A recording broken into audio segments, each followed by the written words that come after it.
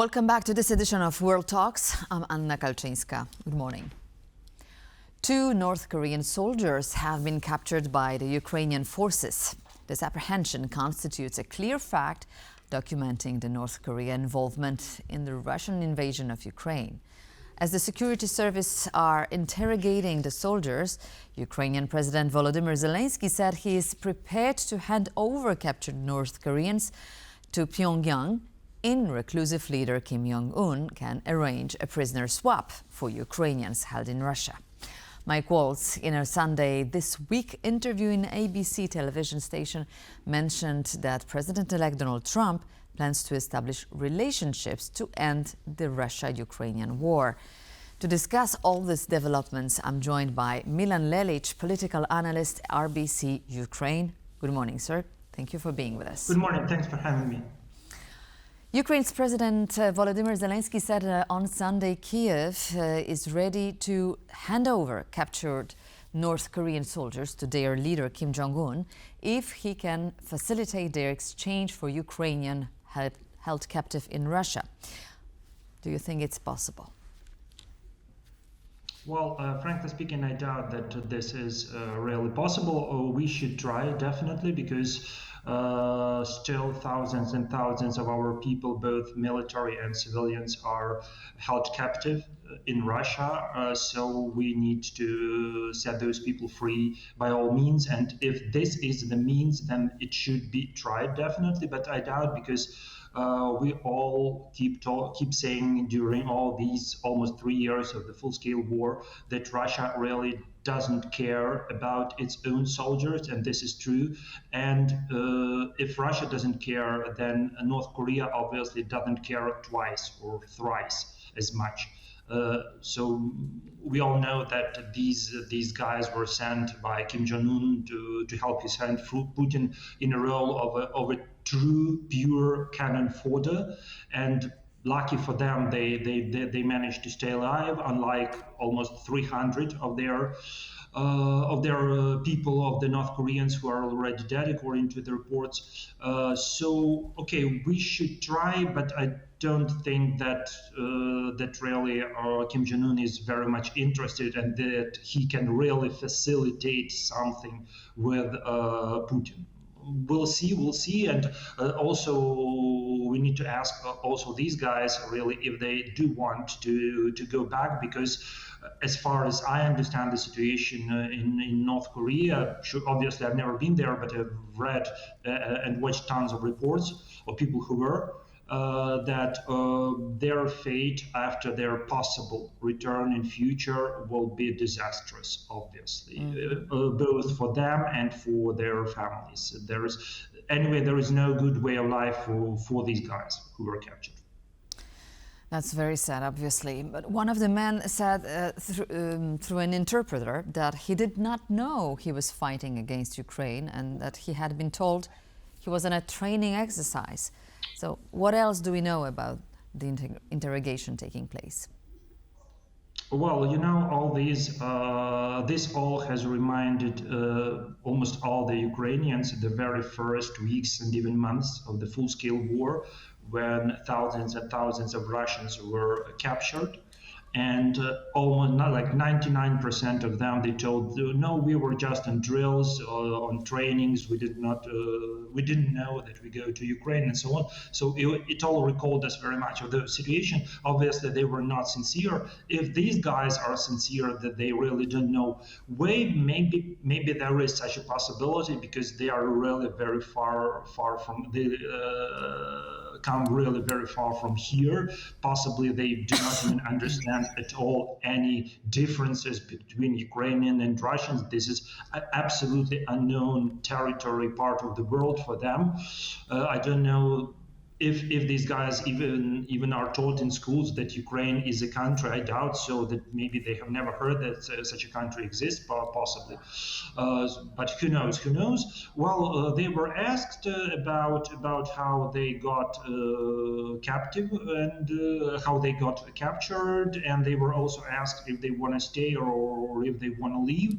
One guy he's not able, due to his wound, he's not able to communicate, but he just nods his head that he wants to come back to his motherland. And the other guy first said that he wants to stay in Ukraine, but then he elaborated, said that I'll do whatever I'm told to. So it just shows their mentality. They are ready to do everything they are told to, this time by the Ukrainians. So if they tell me to stay here, to go to North Korea, I'll go. But if they allow me to stay here, I'll stay here.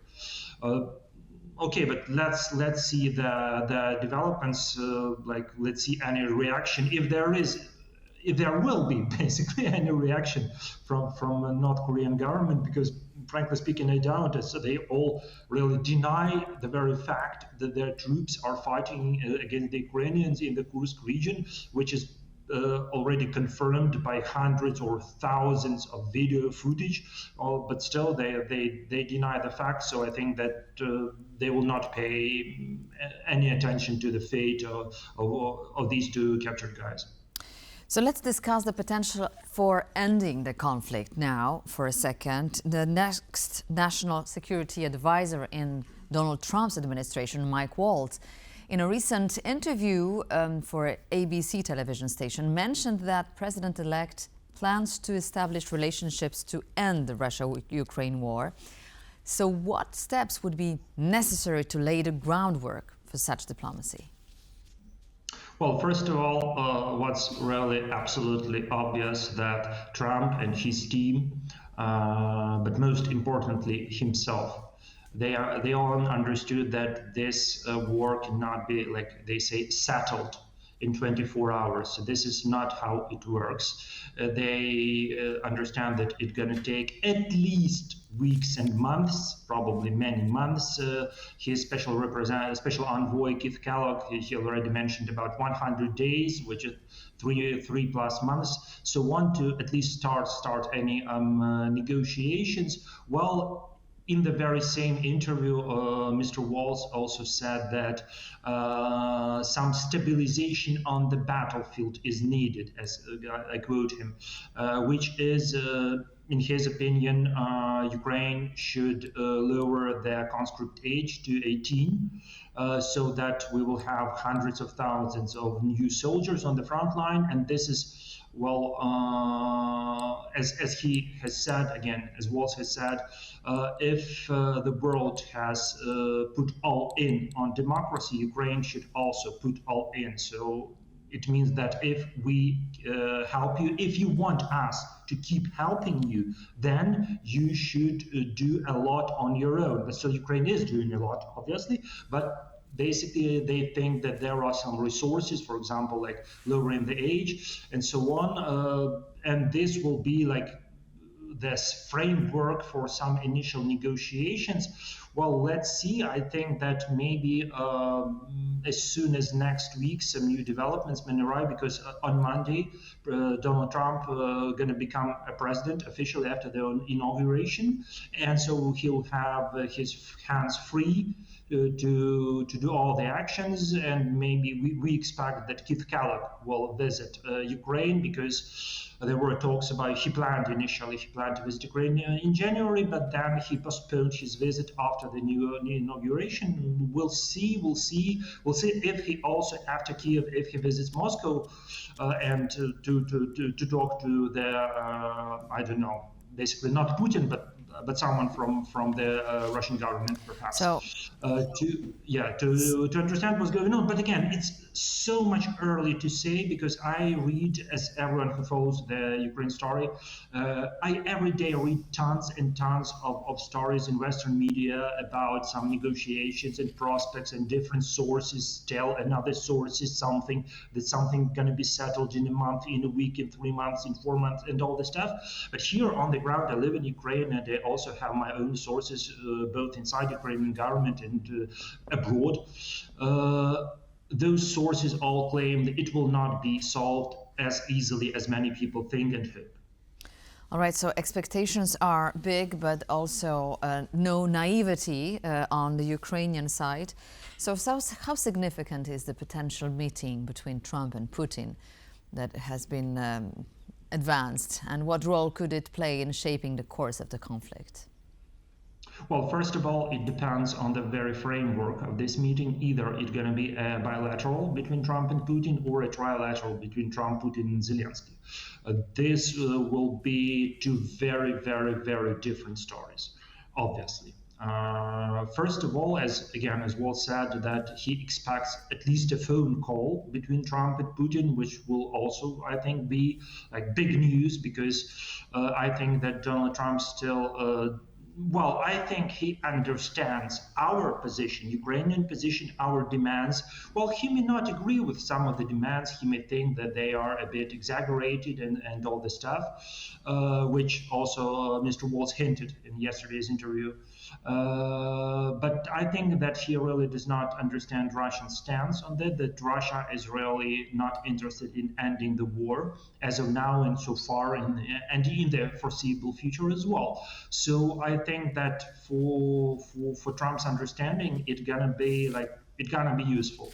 As for such a trilateral meeting, well, I think that this meeting should be well prepared. I mean that before it happens, a lot of work should have been done. A lot of work, but different advisors on different platforms. Either it's a peace summit established by Ukraine or some other platforms, so that everything gonna be prepared. Because just to meet Trump, Putin, and Zelenskyy, they meet, say, in Geneva or wherever, and what do? If they meet like in a week or in a couple of weeks, okay, Trump says that, guys, you should end the war as soon as possible. Zelenskyy says we have our borders, 1991, internationally recognized. Putin says something about medieval tribes and some history and some tsars and all this stuff.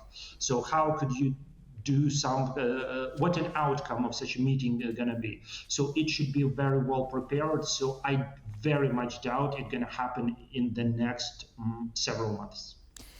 And we have to put a full stop here. Thank you so much, Milan Lelich, Political Analyst, RBC Ukraine.